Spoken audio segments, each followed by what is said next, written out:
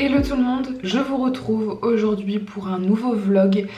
Je vous fais un vlog après plusieurs semaines sans en avoir fait, même moi, parce que j'ai enfin fini de rédiger mon mémoire. Je suis trop contente. On est aujourd'hui le vendredi 27 mai et hier c'était jour férié et j'ai fini de faire les dernières relectures de mon mémoire. Donc c'est fait, je n'ai plus qu'à l'envoyer ce dimanche, donc le dimanche 29 mai, un peu en avance, histoire d'être sûre que tout le monde l'a bien reçu.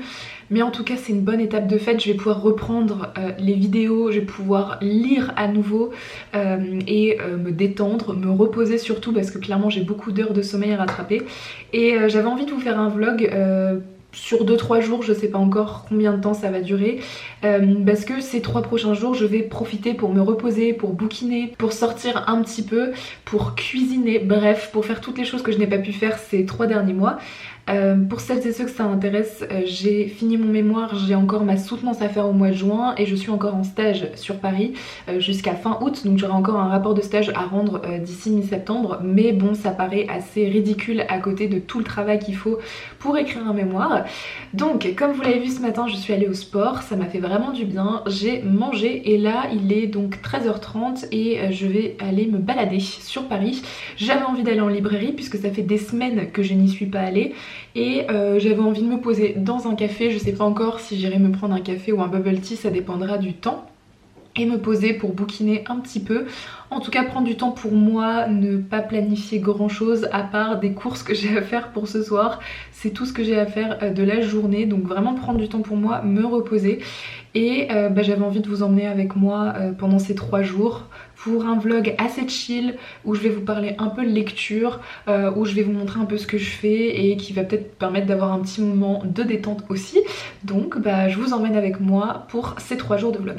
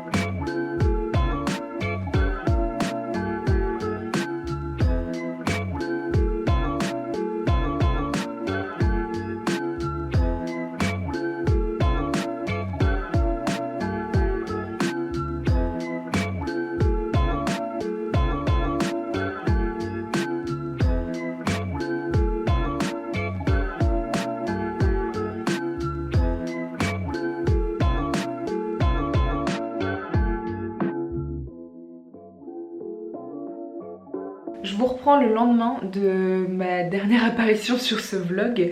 J'avais envie de le continuer hier soir, mais il s'est avéré qu'on a eu quelques problèmes avec ma collègue dans l'appartement. Et du coup je n'ai pas pu vous montrer ce que j'avais récupéré, acheté surtout à la librairie, et vous parler un peu de ma journée d'hier et de vous parler de mon programme d'aujourd'hui qui n'a rien d'exceptionnel, mais que j'avais quand même envie de vous filmer et de vous papoter un petit peu avec vous dans ce vlog parce que c'est fait pour. Du coup hier comme vous l'avez vu je suis allée à Gilbert Joseph parce que c'est une des librairies que je préfère et c'est aussi là où je peux récupérer des petites pépites assez récentes avec un peu de réduction en termes d'occasion vu qu'il y a pas mal d'occasions là-bas. Du coup j'ai acheté 2 bouquins que je vous montrerai juste après. Et je me suis posée ensuite pour prendre un bubble tea, j'ai essayé 2 cafés que j'avais notés et qui étaient complets. C'est un peu la galère à Paris généralement de se poser dans des coffee shops j'ai l'impression. Du coup je me suis rabattue sur un bubble tea où j'ai trouvé une place assise, ce qui est rare aussi, et où je me suis posée une petite heure pour continuer ma lecture en cours dont je vais vous parler tout de suite et qui est le 6e tome de L'Assassin Royal, donc La Reine Solitaire de Robin Hobb aux éditions J'ai lu. Donc vous savez que je lis L'Assassin Royal sous cette édition là, que je trouve beaucoup plus pratique à lire que les intégrales, même si je trouve les intégrales absolument magnifiques, on va pas se mentir. Le 6e tome de cette saga, c'est la fin du premier cycle de l'Assassin Royal. C'est pour ça que du coup je me suis lancée dedans pour essayer de le terminer avant le 31 mai. Pour la fin du mois de la fantasy, parce que vous avez bien compris que c'est le seul livre que j'ai lu de fantasy au mois de mai à cause de mon travail, mais j'aimerais bien avancer. Il est assez court en plus vis-à-vis de tous les autres livres que je vous avais présentés dans ma palle. et il fait 380 pages et j'en suis à 135, donc j'ai pas énormément avancé, mais je prends un plaisir fou à me replonger à chaque fois dans cet univers de Robin Hood qui est vraiment incroyable, très immersif, que je trouve super intéressant. En plus dans ce 6e tome, forcément vu que c'est la fin d'un cycle, il se passe quelques trucs super intéressants et je pense que dans les pages à venir là on va avoir des trucs très croustillants pour la fin de cette période, de cette époque.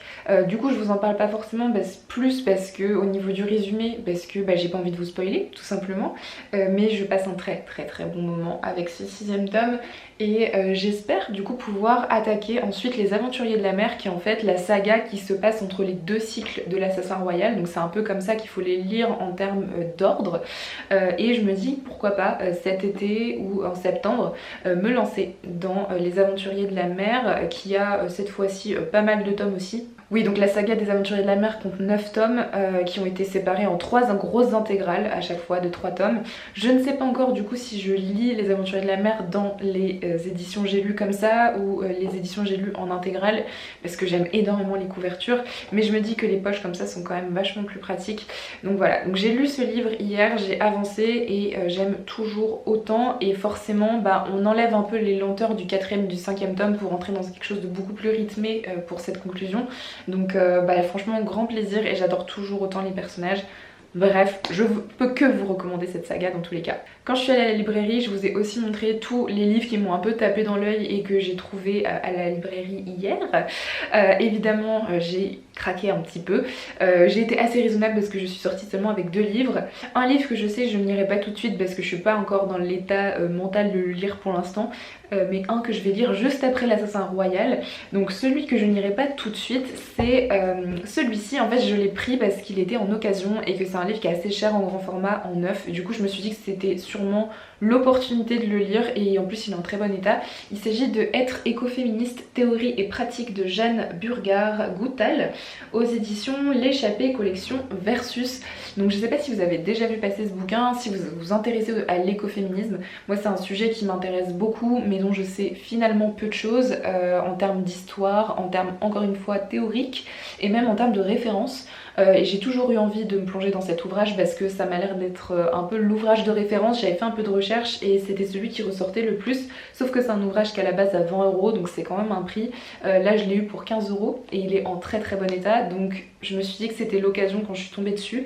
Donc ici en fait c'est tout simplement un ouvrage de référence sur l'écoféminisme qui nous explique ce que c'est au niveau des théories, avec plusieurs références de nos jours à nous en termes d'actrices de ces mouvements, en termes d'événements. Du coup ça m'intéresse énormément, mais je ne le lirai pas tout de suite parce que c'est un livre de non-fiction qui je pense demande pas mal de concentration, et pour l'instant je viens de sortir de mon mémoire donc j'ai pas forcément envie de me replonger dans des livres trop complexes à lire, en tout cas en non-fiction, mais j'espère pouvoir le lire quand même assez rapidement parce que ça m'a l'air extrêmement intéressant. C'est un sujet qui m'intéresse beaucoup et qui me permettra de compléter un peu ma lutte contre le changement climatique, ma lutte et mon implication environnementale. Je pense que c'est assez nécessaire, en l'occurrence en plus en étant une femme, donc ça va me permettre de lier mes deux luttes qui me tiennent particulièrement à cœur, donc le féminisme et l'écologie. Donc j'espère sincèrement qu'il ne me décevra pas et que j'apprendrai beaucoup de choses avec ce livre. Et donc le deuxième livre que j'ai pris, c'est un livre que je vous ai montré donc dans les clips précédents. Cette fois-ci c'est un livre que j'ai pris par hype un petit peu, notamment sur les réseaux sociaux avec Pepper Palace qui en a pas mal parlé et qui a influencé beaucoup de gens, et Cornelius aussi au niveau de cette saga si je me trompe pas. Et à la base c'est pas forcément une saga auquel je m'intéressais parce que je crois que c'est un peu du genre un mélange un peu à la Stephen King, Tim Burton, assez mystérieux, avec peut-être un peu d'horreur, ce qui n'est pas forcément les genres que je lis habituellement et pas forcément pour cette période, mais j'en ai tellement entendu parler et voilà, c'est des bouquins qui sont pas chers et j'aime énormément le principe, donc trêve de suspense. Il s'agit de Blackwater, donc le premier tome, La Crue de Michael McDowell, ici aux éditions Monsieur Toussaint Louverture, ce qui explique la beauté tout simplement de cet ouvrage qui est absolument sublime. Il est trop beau. Et en fait le principe de cette saga, si vous en avez pas entendu parler, c'est une saga littéraire en plusieurs épisodes. Donc il y a 6 épisodes et tous les 15 jours il y a un ouvrage qui sort et qui est en fait le prochain épisode de cette saga. Et ici pour l'instant quand je vous parle il y a 4 épisodes qui sont sortis, le prochain c'est le 5e début juin.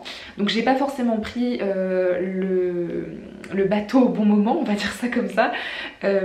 Ça a commencé déjà depuis début avril, mais clairement j'avais pas la tête à lire beaucoup de livres à ce moment-là, j'étais trop concentrée dans le travail. Mais j'ai envie quand même de prendre un petit peu cette aventure, de me plonger dans l'aventure et de voir ce que ça va donner parce que j'ai eu d'excellents avis sur cette saga. Donc ici, si j'ai bien compris, on est dans une petite ville du sud de l'Alabama et on va suivre la famille Cascade, les Cascade, je ne sais pas trop comment ça se prononce, qui va donc devoir faire face à de nombreux dégâts d'une crue qui a eu lieu en fait dans leur ville, d'où le nom. Et en fait, ils vont devoir faire face à ces dégâts-là, mais aussi à l'arrivée d'une femme assez mystérieuse avec un passé étrange qui va un peu chambouler leur vie, si j'ai bien compris. Donc j'ai l'impression qu'on est un peu dans une saga familiale, mais avec un mélange de surnaturel, de suspense, de mystère, qui est assez bizarre, étrange. Ça m'a l'air plutôt pas mal. Comme je vous l'ai dit, c'est pas vraiment le style de bouquin que je lis habituellement, mais j'ai bien aimé ce principe de la saga littéraire en épisode, le fait que chaque tome soit très très court, hein. Le bouquin est très petit, hein, comme vous voyez, alors j'ai des grandes mains, mais vous voyez un peu la taille, et il fait 250 pages, donc je pense que ça peut être lu très rapidement. Je pense que c'est aussi pour ça que je lirai après l'Assassin Royal. Mais j'ai très envie, je suis très très curieuse en fait de voir ce que ça peut donner. J'aime énormément les éditions de Monsieur Toussaint Louverture, ils ne m'ont absolument pas déçue pour le moment. Donc je me dis que ça me fait aussi un très bel ouvrage dans mes bibliothèques, on ne va pas se mentir. Mais j'espère sincèrement déjà accrocher à ce bouquin. Et j'ai aussi beaucoup aimé l'idée du principe de la saga qui tous les 15 jours est publiée, parce que je sais pas si vous en avez déjà entendu parler, mais c'est quelque chose qui se faisait beaucoup notamment au 19e siècle, où en fait au 19e siècle on avait ce principe de publier des épisodes littéraires comme ça dans les journaux, dans la presse, et en fait chaque semaine les gens allaient acheter la presse pour avoir le chapitre suivant en fait de leur histoire, et c'est comme ça qu'on commençait un peu les saga littéraire. Et en fait j'ai l'impression que Monsieur Toussaint Louverture a repris un peu ce principe de la saga où on a une date en fait à laquelle avoir la suite, une sorte de nouvel épisode, un peu l'ancêtre de Netflix. Et je trouvais ça le principe super intéressant, et j'en avais entendu parler que par rapport à l'époque en fait, quand moi je l'ai appris en histoire, mais je trouve ça super intéressant de reprendre ce principe et de binge-watcher une série littéraire. Je trouve le principe super intéressant, je sais pas s'il y a que moi qui est excitée par cette idée, ou c'est juste mon amour pour l'histoire, mais en tout cas voilà, c'est un livre qui est absolument magnifique, et j'espère pouvoir le lire juste après l'Assassin Royal, donc sûrement au mois de juin, et je vous en reparlerai de toute façon dans une vidéo, aucun problème. Bon, ça fait déjà 10 minutes que je parle, je pense que cet update est assez long. Ce matin, je ne vous ai rien filmé parce que je n'ai rien fait de très intéressant. Je suis allée chercher des colis, j'ai fait du ménage, j'ai fait un FaceTime avec mes copines. Voilà, donc c'est pas forcément très passionnant. Mais par contre, cet après-midi, je vais bouquiner. Donc je vais continuer l'Assassin Royal. Je pense me poser aussi devant une série. Ma série du moment, c'est un drama coréen qui est Hospital Playlist. Donc je sais pas si vous connaissez, mais en tout cas, je vous la recommande parce que c'est vraiment une série doudou qui est... Enfin, ça fait trop du bien de regarder cette série, honnêtement. Et j'aimerais cuisiner aussi, notamment j'ai une folle envie de me faire des muffins au citron depuis plusieurs jours, voire même plusieurs semaines. N'ayant pas le temps, je ne l'ai pas fait, mais là ce serait le moment, vu que je ne fais pas grand chose aujourd'hui, de me plonger dans la pâtisserie. Donc je continue à vous emmener avec moi pour le reste de ce vlog.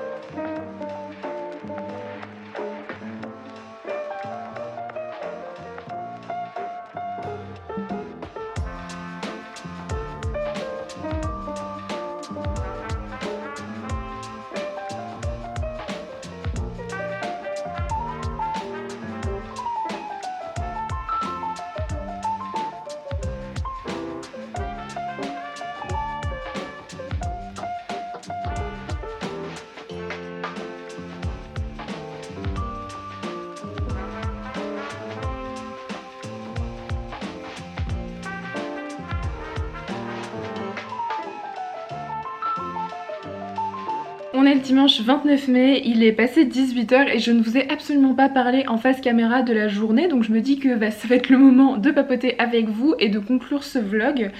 Donc aujourd'hui c'était la fête des mères, donc ce matin j'ai fait un FaceTime avec ma mère et mes soeurs, donc évidemment que je ne vous ai pas filmé ça. Mais cet après-midi j'ai décidé que j'allais me balader sur Paris. À la base j'avais pour intention d'aller visiter le musée de l'Orangerie, sauf que je me suis pris beaucoup trop tard pour prendre une réservation et c'était déjà complet en fait, et on ne peut pas y aller sans réservation. Donc je me suis rabattue sur un autre musée qui est le musée Eugène Delacroix. Donc je pense que c'est un artiste que vous connaissez, qui est assez connu en tout cas en France, notamment avec son tableau La liberté guidant le peuple. Et du coup je me suis rendue là-bas. C'est un musée qui est assez petit, qui est séparé en 3 parties. Une partie avec son appartement, son atelier et le jardin en fait qui relie les deux. C'est très mignon. C'est très sympa, mais ça se fait en fait en 1 heure grand maximum.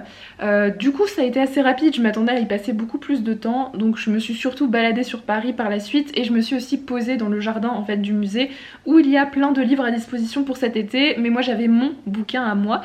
Du coup voilà, je me suis surtout baladée sur Paris, j'ai profité du temps même s'il faisait un peu froid, on va pas se mentir, mais bon, c'est un temps de printemps, un peu de soleil, un peu de fraîcheur, ça fait toujours du bien de ne pas être sous la canicule en plein mois de mai.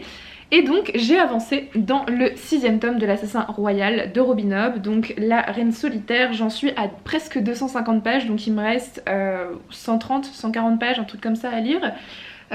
C'est toujours aussi bien et j'aime toujours autant les derniers tomes de chaque cycle. Ici c'est vraiment le 6e et dernier tome du premier cycle. Et on a plein de choses qui se déroulent, de questions auxquelles on a des réponses surtout. On a quelques évolutions de personnages, beaucoup de magie, on a des éléments en plus sur l'univers, bref. Je passe un très très bon moment, contrairement au 4e et 5e tome qui avaient été des bonnes lectures, mais forcément c'était un peu longué je trouvais. On était plus sur des tomes de transition avec pas mal de voyages et de marches et de périples vers des contrées inconnues.